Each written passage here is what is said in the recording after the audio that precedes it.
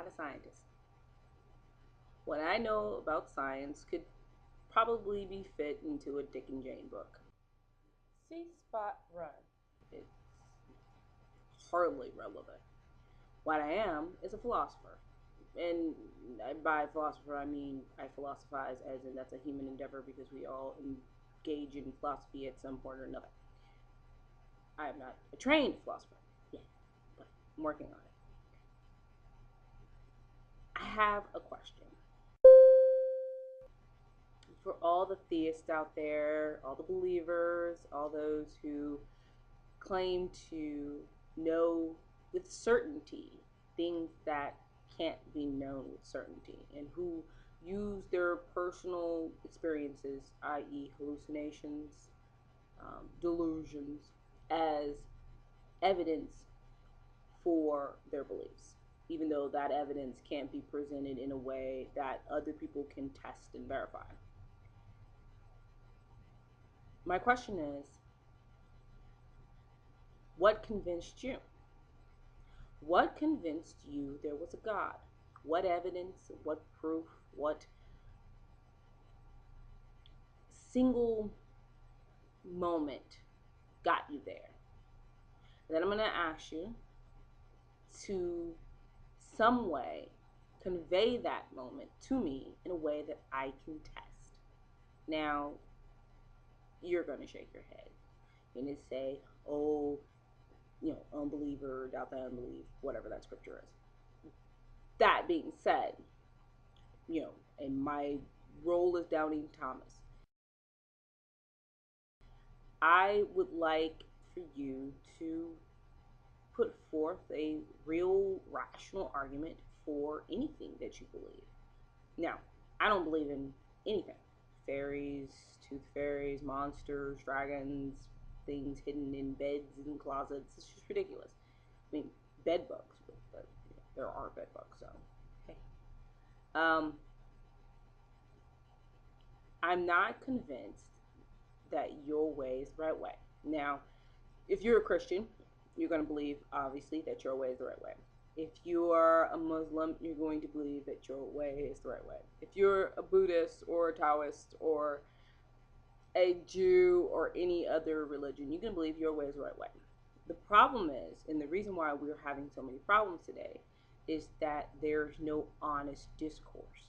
There is no honest discourse as to say what a scientist would say.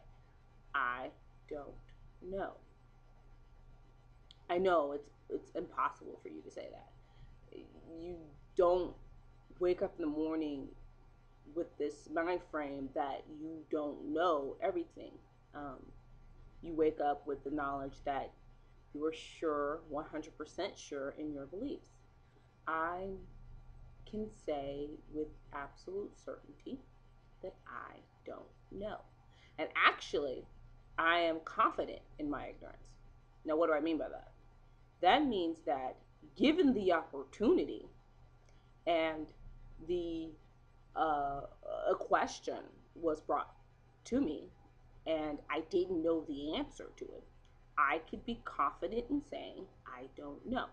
I wallow in my ignorance because the more questions I ask, not necessarily mean that all of them will be answered or any of them, but the more questions I ask means that I am not stagnant, that I'm growing. And I don't wake up in the morning and roll out of bed and say, I know. I just don't. Now, the question about whether or not there's a God, I ain't answering that with I don't know. No, there isn't. Can I say with absolute certainty? I'm 99.9% sure that the argument for God that humans have given so far is distinctly flawed. No, I'm 100% sure it's flawed. But I'm 99.9% certain that any argument that have presented is not an argument based on reality. That being said, what do I mean by distinctly flawed? There are more gods than you can possibly imagine. If I were to walk into any culture on the planet at any time on the time scale and I would meet someone who believed in some god or deity or moving rock or mountain or tree or something. Everybody has a God. Well, everybody who's still based on tribalism, myths, superstition, and kind of a Iron Age mythology, Iron Age ideas has a God.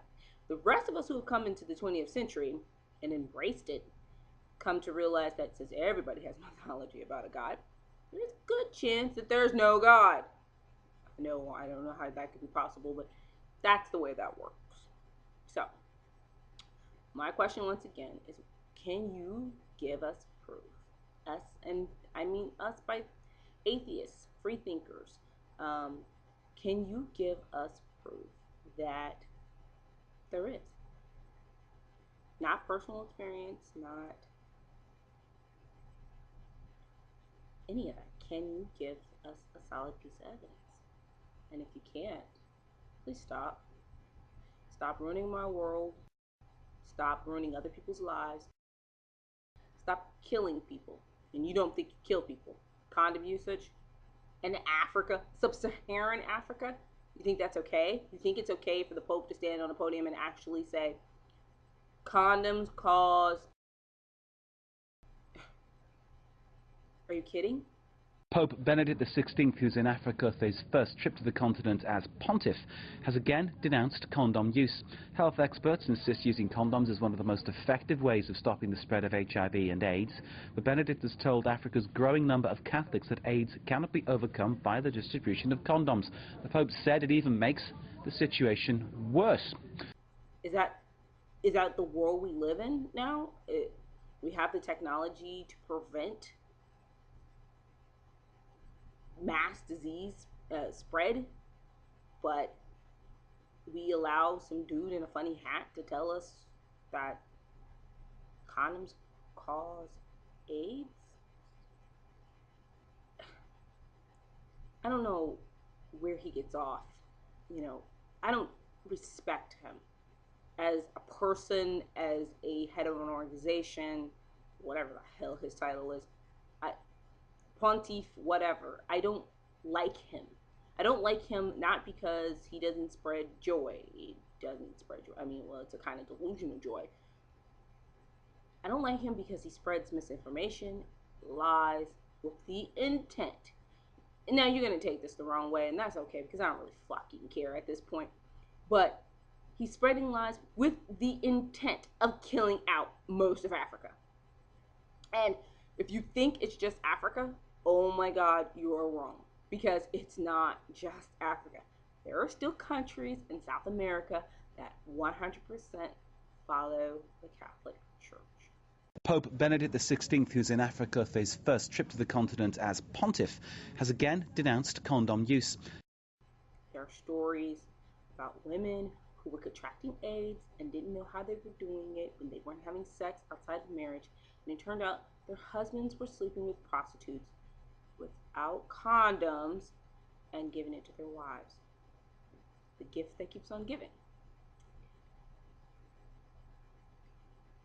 The Pope is a serial killer. Now, I don't know what you want me to say. My father didn't believe in condom usage either. That's how I got here. But, which just goes to prove my point. But, can we have civil discourse, people, about this? Can we be logical and rational about this? I don't think so. I don't think we can be logical and rational while religion is still on the table.